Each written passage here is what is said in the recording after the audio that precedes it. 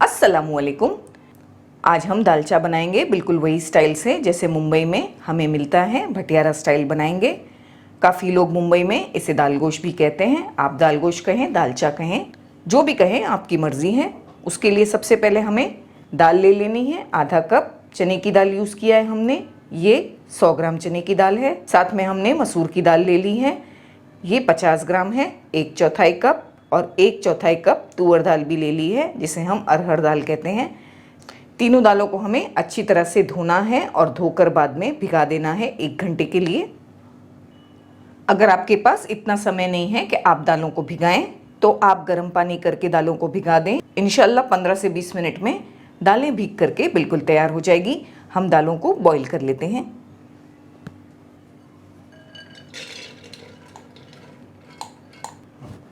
हमने दालों को प्रेशर कुकर में डाल दिया है। हम इसमें पानी डाल देंगे। हमने इसमें 3 कप भरकर पानी ऐड किया है। हमने यहाँ पर 1 कप भरकर दालें यूज़ की हैं, तकरीबन 200 ग्राम। उसमें हम 3 कप पानी डालेंगे, यानी कि तकरीबन 750 ml पानी डाल देंगे। हम इसमें हरी मिर्चों का पेस्ट डालेंगे। 4 से 5 हरी मिर्चियों का पेस्ट यूज़ किया है हमने।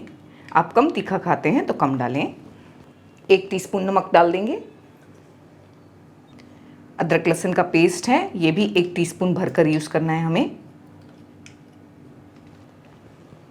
हल्दी पाउडर 1/2 टीस्पून।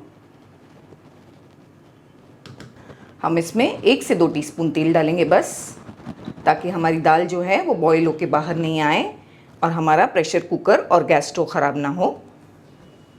एक बार तमाम चीज़ों को अच्छी तरह से मिलाएंगे और प्रेशर कुकर का लिड बंद कर देंगे। हम इसे हाई फ्लेम पर 1 विसल तक पकाएंगे। बाद में फ्लेम को लो करके 4 से 5 मिनट पकाएंगे। फिर प्रेशर को रिलीज़ होने देंगे और चेक करेंगे। हमने 2 टेबलस्पून इमली भिगा दिया है आधा घंटा पहले। इमली अच्छी तरह सॉफ्ट हो गई है। हमें मसल कर इसकी प्यूरी को अलग कर लेना है और फिर छान कर इसकी प्यूरी को हमें डाल देना है।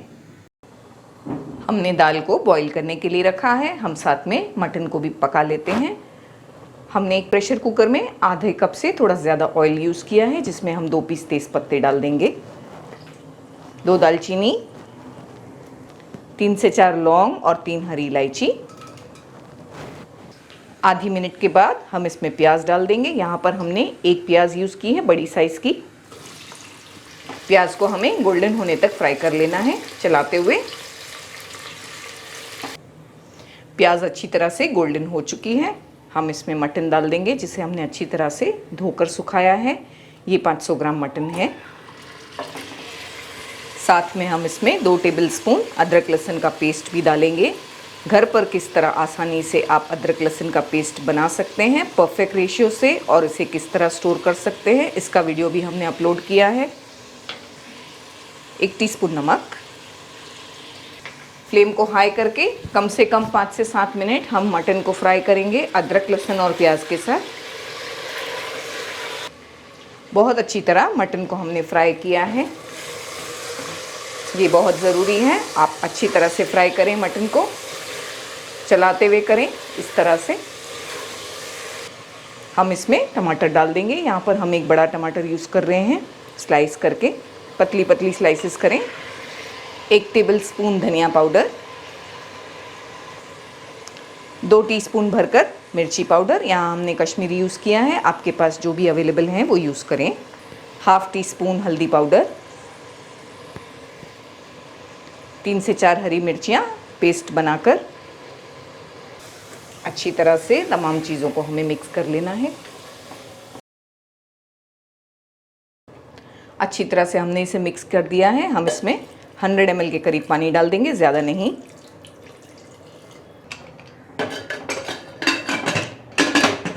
प्रेशर कुकर का लिड बंद करके हम गोश्त को गलाएंगे, लेकिन 80% गलाएंगे, पूरा 100% नहीं। पहले हाई फ्लेम पर हम 1 विसल तक पकाएंगे और बाद में फ्लेम को लो करके 5 से 6 मिनट पकाएंगे, फिर चेक करेंगे। आइए दालों को चेक कर लेते हैं।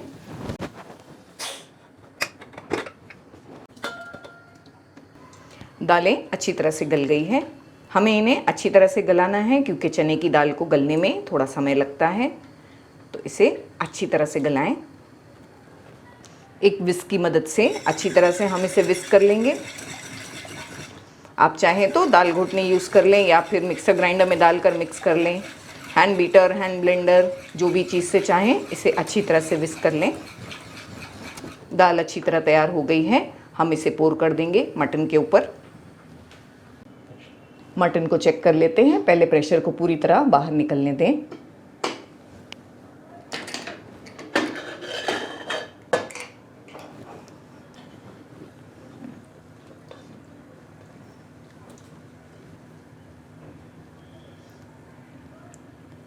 एटी 80% तक मटन गला है।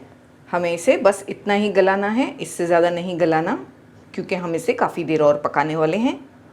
हम एक अलग बर्तन में इसे निकाल लेंगे ताकि आसानी से हम आपको इसे पका कर दिखा सकें। एक अलग बर्तन में निकाल कर हमने फ्लेम को ऑन कर दिया है। हम इसमें लौकी डाल देंगे जो हमने कट करके तैयार रखी है।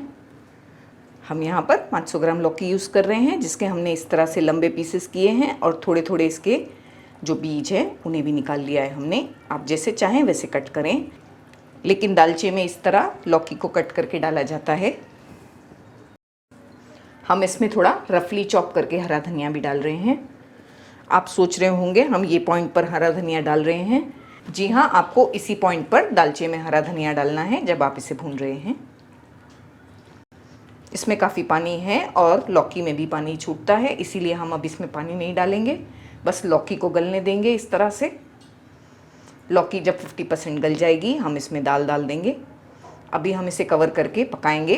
कम से कम 10 मिनट लगेंगे लौकी को गलने में। 50-60% तक कवर करके पकाएंगे, जब तक हम इसका एक मसाला तैयार कर लेते हैं जो इसका सीक्रेट इंग्रेडिएंट है और बहुत ही इम्पॉर्टेंट है इसे बिल्कुल भटियारा स्टाइल बनाने के लिए। एक कढ़ाई में हम 2 टीस्पून अक्खा धनिया, 1 टीस्पून भरकर ज़ीरा, 1 टीस्पून भरकर सौंफ हमने भरकर यूज़ किया है, और हाफ टी स्पून काली मिर्चें ले ली हैं। हम इसमें आधा बादियान का फूल भी डाल देंगे, इससे फ्लेवर अच्छा आता है, खुशबू अच्छी आती है। इन तमाम चीज़ों को हमें भून लेना है अच्छी तरह से लो फ्लेम करके। 4 से 5 मिनट चलाते हुए लो फ्लेम पर इसे भून लेने के बाद हम इसमें 1 टेबलस्पून कसूरी मेथी डाल देंगे और फ्लेम को हम तुरंत बंद कर देंगे, वरना कसूरी मेथी जल जाएगी। बस इसी तरह गरम में कसूरी मेथी डाल देंगे। इन मसालों को हम दरदरा सा पीस लेंगे, ज़्यादा इसका फाइन पाउडर नहीं करेंगे। इसका इस तरह से दरदरा पाउडर बनाने के बाद हम इसमें 1 टीस्पून भरकर गरम मसाला पाउडर डाल देंगे और मिलाकर तैयार रखेंगे।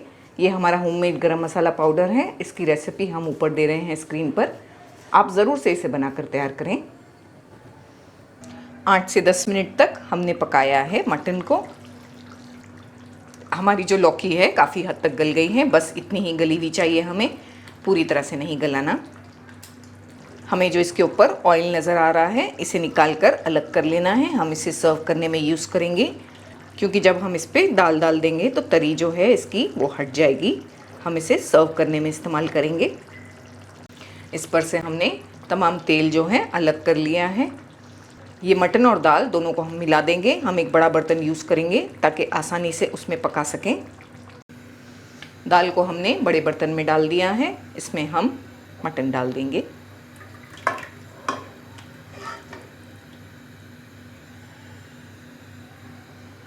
अच्छी तरह से मिलाएंगे। फ्लेम को हमने ऑन करके हाई किया है। दाल और मटन साथ में और 10-15 मिनट पकने वाले हैं, वो हिसाब से पानी हमें ऐड करना है। हमें ये बहुत थिक लग रहा है, क्योंकि जब हम इसे पकाएंगे थोड़ी देर तो ये ज़्यादा गाढ़ी हो जाएगी। हम इसमें अभी थोड़ा पानी ऐड करेंगे। इसकी थिकनेस आपके ऊपर डिपेंड होती है, आप ज़्यादा गाढ़ी दाल चाहते हैं तो गाढ़ा रखें, वरना पानी अपने हिसाब से इसमें डालें। हम इसमें तकरीबन 100 ml पानी डालेंगे, आधा कप के करीब, ज़्यादा नहीं। अच्छी तरह से इसे बॉईल होने देंगे। माशाल्लाह बहुत ही अच्छा और प्यारा कलर आया है। अभी इसका बहुत ही इम्पॉर्टेंट और मेन स्टेप बाकी है। वो तमाम इंग्रेडिएंट्स जो हमने तैयार किए हैं उसी से इसका एक्चुअल अच्छा टेस्ट आएगा। इसमें अच्छा बॉईल आ रहा है। हम फ्लेम को लो करेंगे और 8 से 10 मिनट इसे पकने देंगे ताकि दूधी भी अच्छी तरह से गल जाए और तमाम चीज़ें आपस में अच्छी तरह पक जाए। 10 मिनट हो चुके हैं, चेक करते हैं। लौकी हमारी बहुत अच्छी तरह गल गई है। बस ये परफेक्ट तरीके से तैयार हो गई है और मटन भी 100% गल ही गया होगा। हमने इसीलिए मटन को 80% पकाया था स्टार्ट में, क्योंकि हमने बाद में इसे 20 से 25 मिनट और पकाया है, तो ये 100% पूरी तरह पक जाएगा। इसकी जो थिकनेस है वो भी बिल्कुल परफेक्ट है। ऐसी ही गाढ़ी दाल अच्छी लगती है, बहुत ज़्यादा गाढ़ी नहीं है और बहुत पतली भी नहीं है। फ्लेम को हमने लो ही रखा है। ये जो मसाला हम ग्राइंड करके तैयार रखे हैं, जिसमें हमने गरम मसाला पाउडर भी मिलाया है, उसे डाल देना है। इमली का जो पल्प वो भी डाल देंगे। इसे हमेशा लास्ट में ही डालें, वरना अगर मटन और दूधी कच्ची है और आपने पहले से डाल दिया तो ये गलेंगी नहीं। 3 से 4 हरी मिर्चियाँ डंठल के साथ डालें, थोड़ा हरा धनिया। बस अच्छी तरह से मिलाना है तमाम चीज़ें। और ये सब फ्लेवरिंग्स जब हम लास्ट में डालते हैं तब हमें किसी भी चीज़ को ज़्यादा नहीं पकाना होता है, बस थोड़ी देर हम इसे कवर करके बस अभी 3 से 4 मिनट पकाएंगे, इससे ज़्यादा नहीं पकाएंगे, ताकि इन तमाम चीज़ों की खुशबू और फ्लेवर्स इसमें बरकरार रहे। 4 से 5 मिनट हो चुके हैं, बिल्कुल लो फ्लेम पर हमने तमाम चीज़ों को पकाया है। माशाल्लाह पूरा घर महक गया है खुशबू से। दाल परफेक्टली तैयार है। थोड़ी देर हम इसे इसी तरह रहने देंगे तो ये और भी गाढ़ी हो जाएगी। अगर आपके पास इमली नहीं है तो आप चाहें तो 1 टेबलस्पून नींबू का रस भी डालकर इसे मिक्स कर सकते हैं। ये पॉइंट पर आप चाहें तो थोड़ा घी डालकर इसमें तड़का भी डाल सकते हैं, प्याज डाल के। बस इसमें हमें ज़रूरत नहीं लगती, ये परफेक्टली तैयार है। हमने जो तेल अलग किया है वो डालकर हम इसे सर्व करेंगे। हम इसे आज ज़ीरा राइस के साथ सर्व करेंगे। बिल्कुल घर पर रेस्टोरेंट स्टाइल ज़ीरा राइस किस तरह बनाया जाता है, इसका वीडियो हमने अपलोड किया है। आप ज़रूर से दालचा और ज़ीरा राइस बनाकर हमें कमेंट करें कि किस तरह आपका दालचा और ज़ीरा राइस तैयार हुआ है, और हमें पिक्चर्स आप ज़रूर भेजें इंस्टाग्राम पर।